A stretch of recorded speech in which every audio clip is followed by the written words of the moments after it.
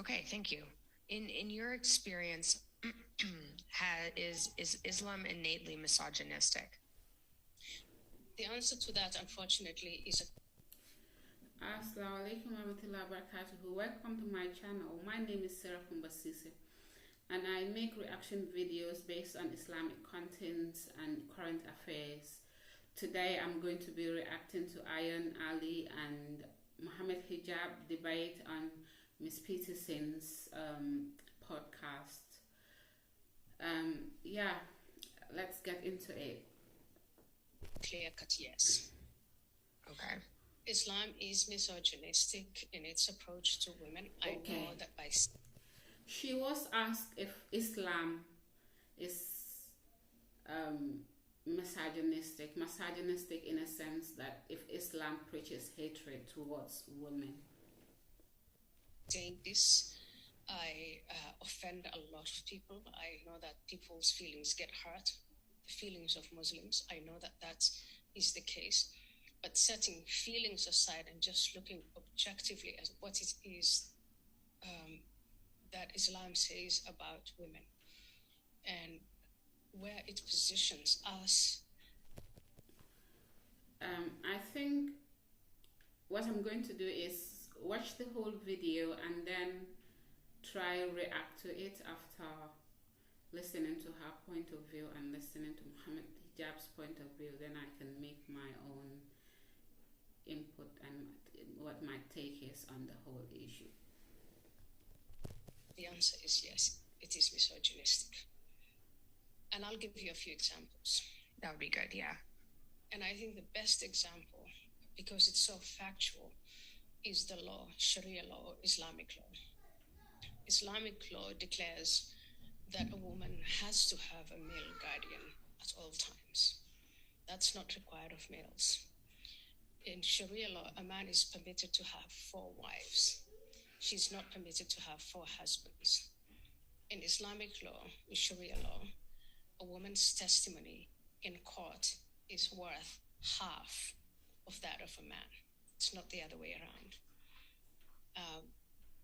A sister inherits half of what her brother inherits. Wow. And this goes on and on.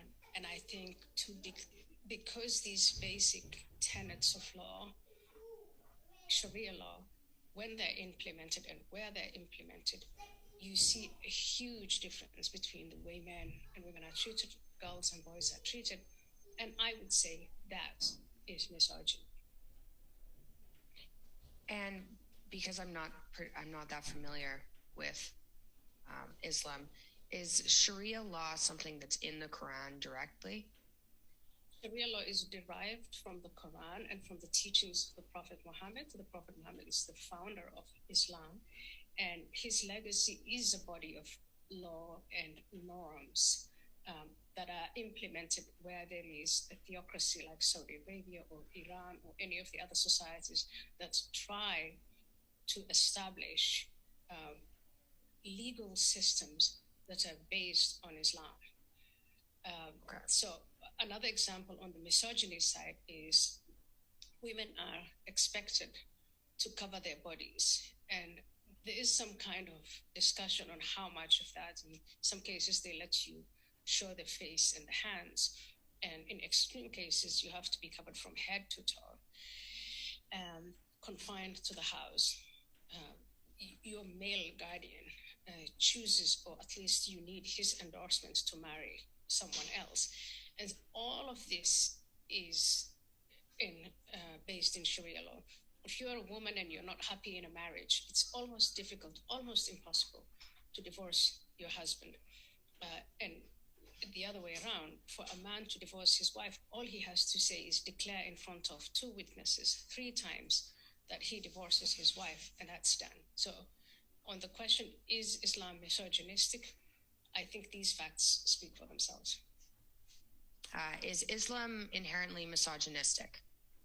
Well, first and foremost, of course, misogyny needs to be defined, because if it's defined definitionally as it is in the kind of dictionary, the hatred of women, then the answer is very clearly no.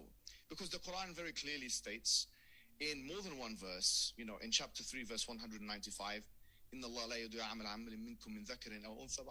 that God does not let to waste any action of any doer among you, men or women, and that both of you are from one another.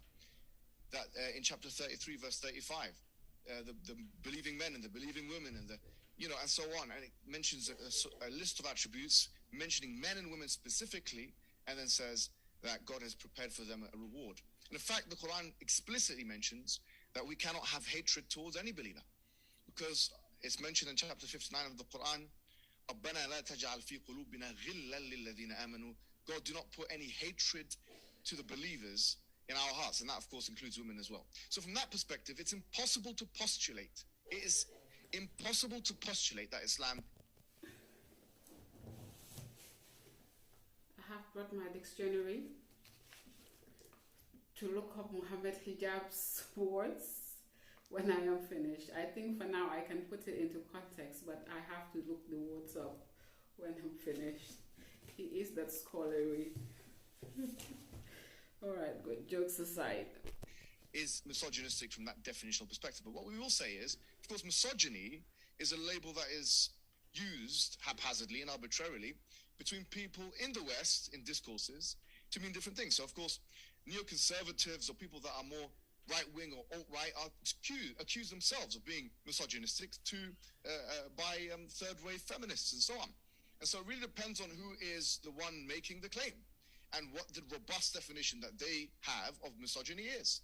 Sometimes that can be ideologically kind of inspired. In the case of third-wave feminists, I would say it certainly is. That's why, unfortunately, even your father has been accused of misogyny. I mean, people in the West, credible intellectuals and academics have been accused of misogyny just because they believe in a traditional traditional values of family system, a complementarian family system.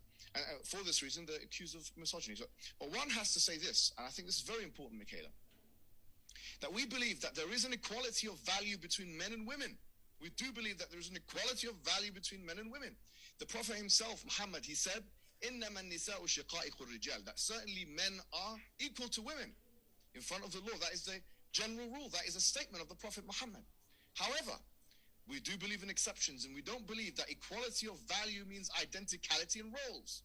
And so, of course, people that are detractors from the other side, like the academic charlatan Ayan McGann, who actually means refugee in the Somali language, of course, an ironic reminder to herself, she would say that Islam is misogynistic because of practices such as polygyny, which means that a man can marry more than one wife. And that is a practice that Muslims believe in. Or practices such as that Muslim men can marry Christian and Jewish women. And of course, that is something that Muslim women cannot do in Islam as well. And various other inheritance things or aspects where there is a differential there between how men are treated to women. But we will say that equality of value does not mean identicality in roles. Let me say that one more time. Equality of value, we believe, does not mean identicality in roles. And therefore, just like Aristotle said, that like things should be treated likewise, and that different things should be treated the same. We do believe.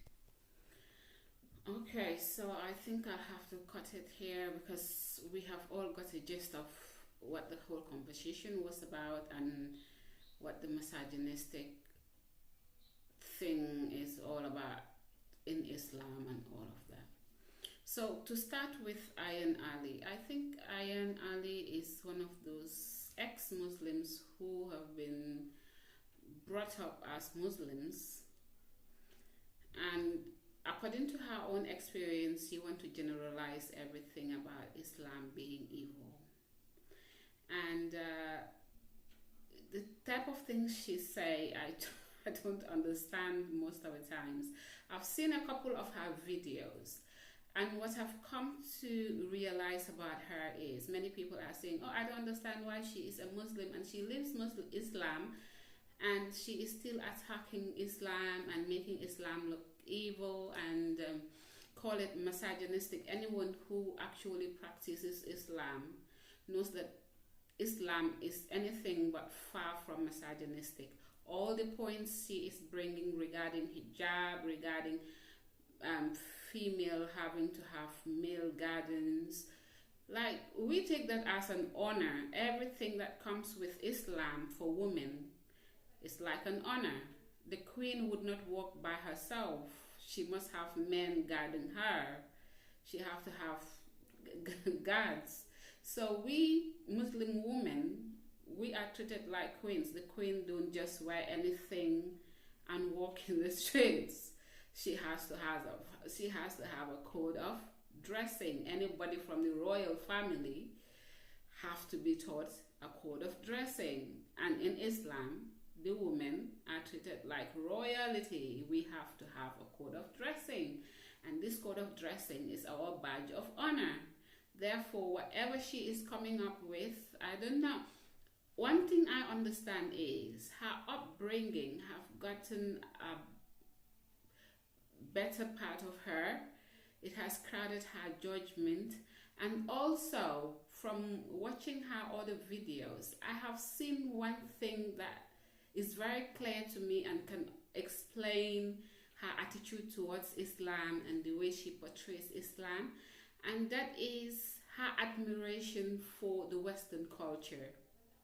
I believe that her admiration for the Western culture have affected her objectivity towards the religion of Islam.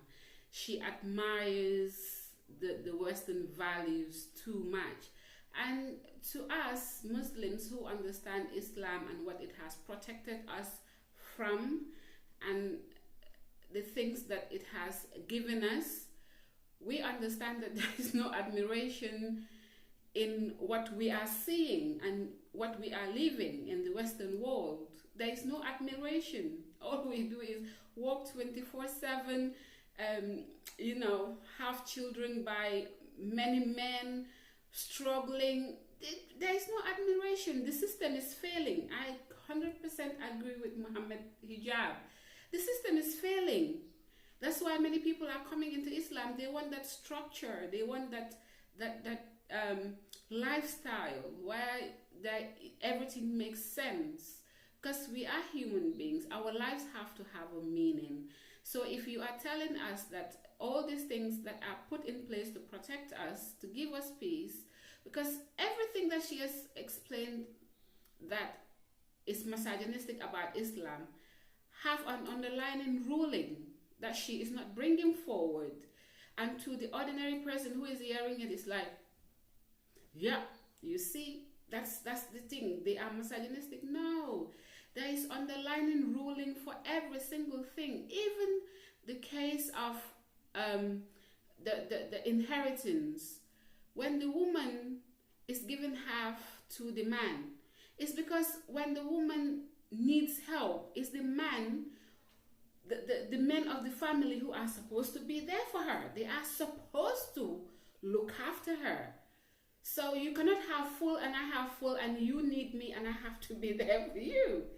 If I have full and you have half, I can keep the half, and then when you come, you need me, I can give it back to you. It's all there to protect the woman.